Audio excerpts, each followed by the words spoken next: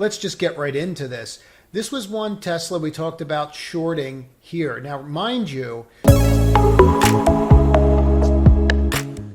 hey everybody, hope you had a great trading day. So there's a lot to go over. The very first thing I want to do is say that we're going to be looking at a more macro picture going into July. It's really important for people to understand the major changes that happened in the past 48 hours in this market. And I think that they're going to have repercussions for the next month, quite frankly. So I think we're seeing sector rotation. We're going to get into that. We're going to talk about what's happening with the Treasury market and how that's affecting equities. And obviously, I'm going to give you some ideas of where I'm going to be deploying capital to trade to make money. But I get asked a lot in the comments to keep reviewing trades so that people can kind of see how my mind works. So I'm going to just keep listening to the comments. So if you have something, please comment below. I do read all the comments. I usually respond to every single comment. And subscribe to the channel because what we go over here is very timely. So let's just get right into this. This was one Tesla we talked about shorting here. Now, mind you, we talked about going long it early last week when we broke out of that wedge line and closed at this high. But all it did was take us right to that 750 bonk level, right? And we walked through this and how that level is support, right? Support. And then what happens to support? Support becomes what? Resistance. Okay, and that's what happened here. Wedge line upon wedge line, that was enough. Boom, broke. So we shorted it here, and I've been staying short the whole time until the options that actually expired out today. So we did pretty good with this. I think it was like a triple. I'll have to go take a look at it. But yeah, I think it wound up being like a triple. We caught like 70 points on it plus the stock. So the question is, what do you do now with it, right? That's what the comments keep asking. What do you do now? And here's the issue. You don't know if that you're going to break this. Okay, you don't know that you're going to break this. If you were to look at this RSI, right, and from watching that RSI video, and you're just going to try to understand what's going on here, that's pointing up. Now, this is slanted, but it's not slanted as much. So when you have signs like this and they're not slanted as much, one of the things that you can do, this is just a really quick pro tip, just turn it into a line, okay, and see if that line is more reflective than a candlestick. Now, is this trajectory going higher than that trajectory? So the answer to that is yes. So theoretically, and I plan on doing an advanced class, one could say that there is actually a positive divergence in movement here, right? So that's interesting for us to look at. Now let me just flip that back and you can see what I'm talking about, right? See the differentiation between looking at a line and looking at a candlestick makes a big difference, right? So just a little tip that you can do on your own. So now we know where we're at. So the bottom line is, let's remove all these segment lines and just clear it up. There's nothing that you can look at here that says technically, hey, we're going higher, right? You have two long-legged dojis that are just sitting here that are giving you no indication. You made a higher high and all it did was pull back. We knew we were going to have light volume. This is being recorded July 1st. So, you know, you're going into that long holiday weekend, 3-day weekend. So maybe people don't want to play. But what you're seeing here is this is in no man's land. So for a new trade, you have no edge here right now. And that's what I want to review. You can't really look at this and say that you have any edge in that trade. So that's really what I want you to think about now. Where do you have edge? Well, I think there's a tremendous amount of edge that was shown today. Now, Taiwan Semi came out and issued a statement. In this statement, they said that Apple is cutting back about 10% on their iPhone 14. That's a big deal. NVIDIA is cutting back despite giving them a massive down payment. Okay, that's a big deal. Why is that a big deal? Because neither one of those companies has issued any kind of guidance. Now, Apple did not give lower guidance. Okay, and stock's actually trading up on this news, right? So here we have bad news, stocks rising, that equals higher prices. Okay, so that's exactly what you want to see. Let's clean some of this off. Let's actually clean all of this off. So that's exactly what you want to see. So now, if you're to look at this, it looks really bearish, right? Well, it looks bearish till it's not bearish, correct? So this looked pretty bearish until it took out a new high. So when you're looking at these, you have to look at these and try to understand where you're at, right? And there's three spots when you look at a chart like this, okay? You're predicting. you're predicting that that's going to go up, right? You're predicting that this could possibly go up. And I'll give you an example. So this is one we did in the trading room, okay? And when we were down here, okay, and we had this reversal bar, I looked at that and was like, oof, because that reversal bar, it was the exact noise I made, oof. So that when you see this reversal bar, right, what does that mean? Okay, that just encompassed all this.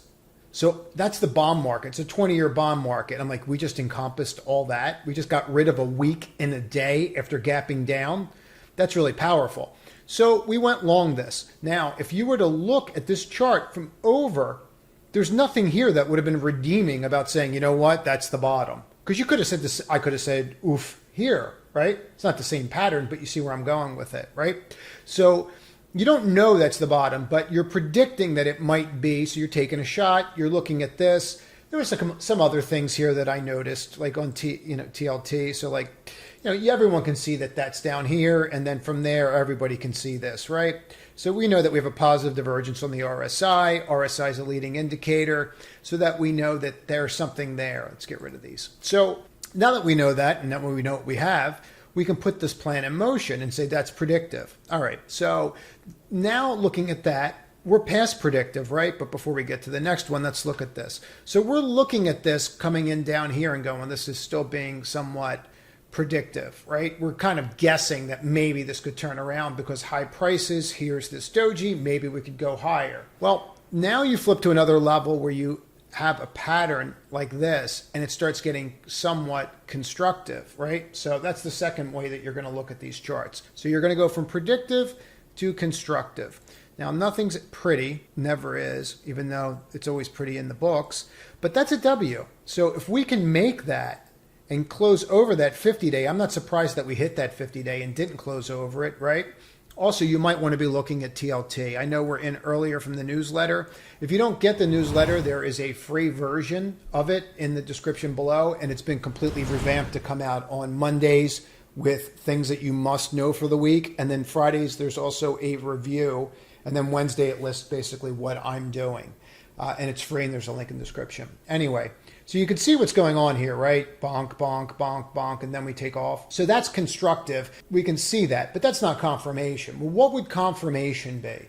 Confirmation would be a full pattern blown, right? That we have confirmation. So here's one that we picked off at, I think, like $4 or $4.50. Let's say $4.50, I think it was.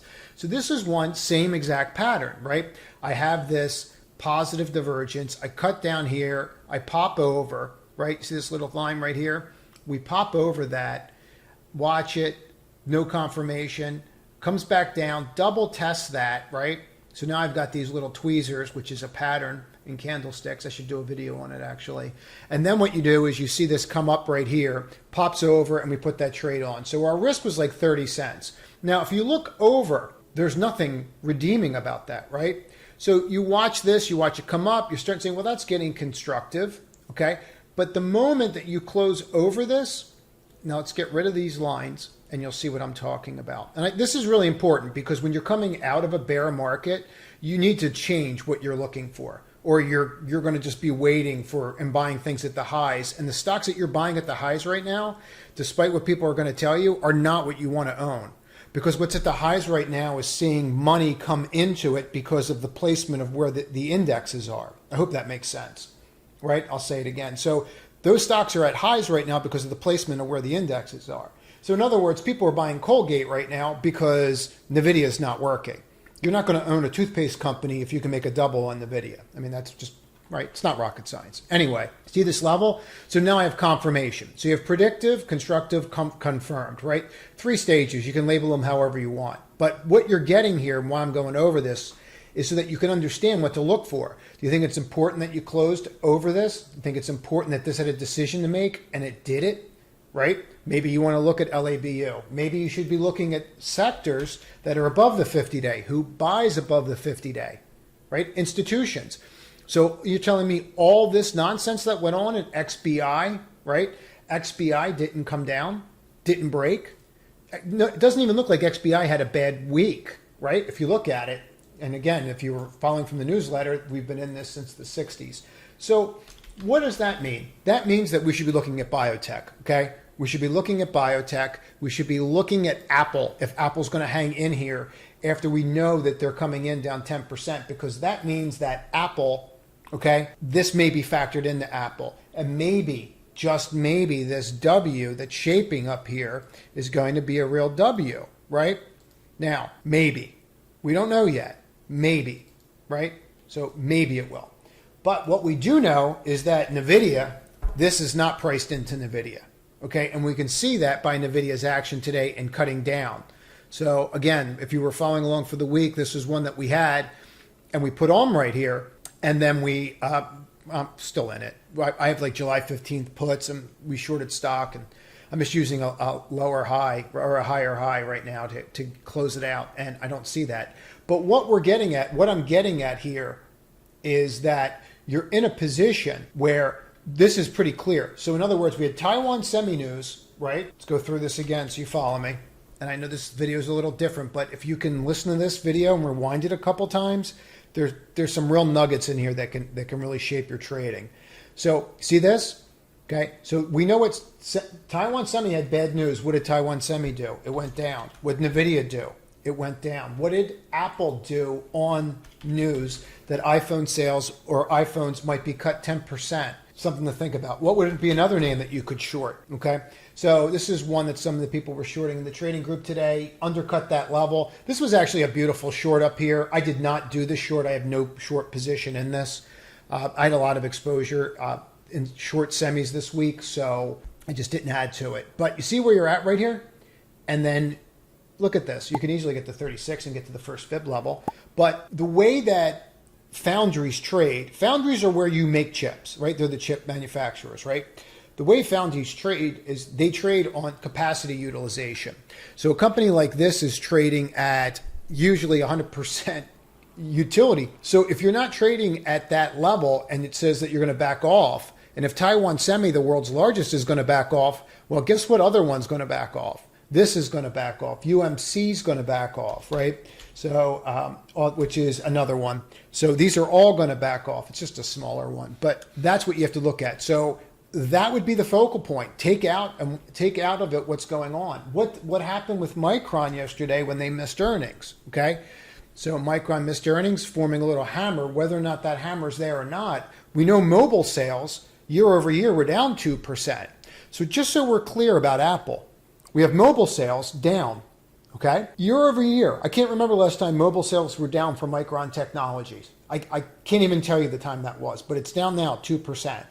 We have Taiwan Semi saying 10% cut to production chips for Apple. So with all that going on, Apple's up 1.7% today, okay? Something to think about. Just something to put in the back of your head. And maybe taking a shot at this, with the breaking over this doji, maybe it's not the worst idea right now. So just something to think about. But there's other moving parts here. And to understand those moving parts, you need to look at the macro and what's going on. For us to get a better understanding of where we're going, we need to understand where we came from. So I want to show this chart so that everybody kind of gets this.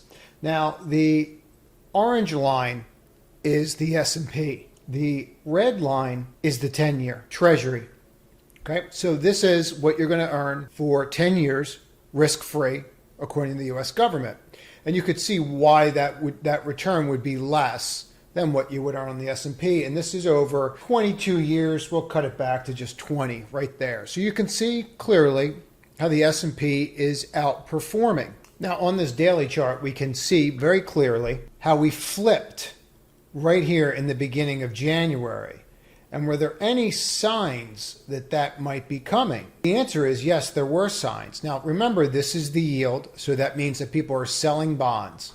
Okay, so they're selling bonds because of inflation. Equities are dropping because of inflation. So what does that mean, and how can we benefit from this now? Well, we have to understand where we were, right? And we understand where we've been over the past 20 years, and we understand where we are now. Now, if you just take a moment and look at this disparity over the past year versus what we've had for the past 20 years, and you can see this massive disparity that's going on here right now, right? So what we need to do is to look for signs that this disparity is going to change. And what we're understanding is that we're moving based upon what the 10-year is doing. So if we take that and we understand that, then this is really simple. So this is the 10-year, and when the 10-year broke out. Now look at how it tried before in October and then November, and we're going to go to these dates in a moment on the S&P, but you see where you're at January and how you broke out in January on the 10-year? See, since the breakout of that, what the S&P has done and how it's dropped down? So since we've been rallying in the 10-year yield has been rallying, they've been selling 10-year bonds, the S&P has dropped precipitously. Now that we know that the move coincides with the 10-year, we can use the 10-year for signs that this may reverse itself or it may slow down. So now what we're having is a rally. People buying the 10-year, which is dropping the yield. You've broken support on that. And at the same time, this is still trending down. Well, this is going to take a while, and it usually takes a little bit for equities to catch up. And I'm not calling a bottom. That's not what I'm saying. I still think that there's a lot of systemic risk in the market, whether that is the crypto, and we don't really understand how it's all connected yet, or it's what happened today with Taiwan Semi. It doesn't matter. What matters is we are aware of this huge correlation that's taken place. We are aware of how this correlation has played out over 20 years. We are aware that this disparity is huge. So we're going to have to revert, right? In other words, equities are going to have to rise or bond yields are going to have to come down. Either way, this is going to revert to some kind of mean. But if we know that we're in a downward trend here and we're breaking here, then we can surmise that this may be getting to a point with maybe like one more big sell-off. That might be really it. And then we can kind of start going through it. What I would recommend by what I'm going over right now is to start looking across the board for stocks. In other words, start looking for new leaders now. Now, one way to find leaders is to think about where institutions are going to want to put money. So this is the NASDAQ 100 above 200-day moving average. In other words, the stocks that are in the NASDAQ 100, are they above the 200-day moving average? What percentage, right? So you can see this over the course, I think it goes out to about 06, 07. So let's just bring that over. But you can see that we are at a level that we have not seen since the great financial crisis. And you're at that level. You're actually further down than you were in the pandemic in regards to the NDX. So this is telling you that 16% of these stocks, after taking out this trough, which you've only seen back here during the financial crisis, there are 16 stocks that are above the 200-day moving average, right? If it's 16%, and this is a percentage, then we can surmise that there is roughly 16 stocks, right? That's why you have 16.66 because it varies, but you see where I'm going with this. So one of the things you might want to consider doing is putting an entire list together of the NASDAQ 100, go through it, start sorting by stocks above the 200-day moving average, and realize that those stocks are outperforming 84% of what's going on in the NASDAQ 100. And maybe that's a good place to start to look for trades. So now that you know what's going on a macro basis, and you know why the 10-year is coming in, and you can see that the 10-year is just being bought and bought and bought, right? And we have Confirm now. I mean, we closed right here. Now look at this on the monthly, right to that level and rejection. That's why it's so important to look at monthly charts, right?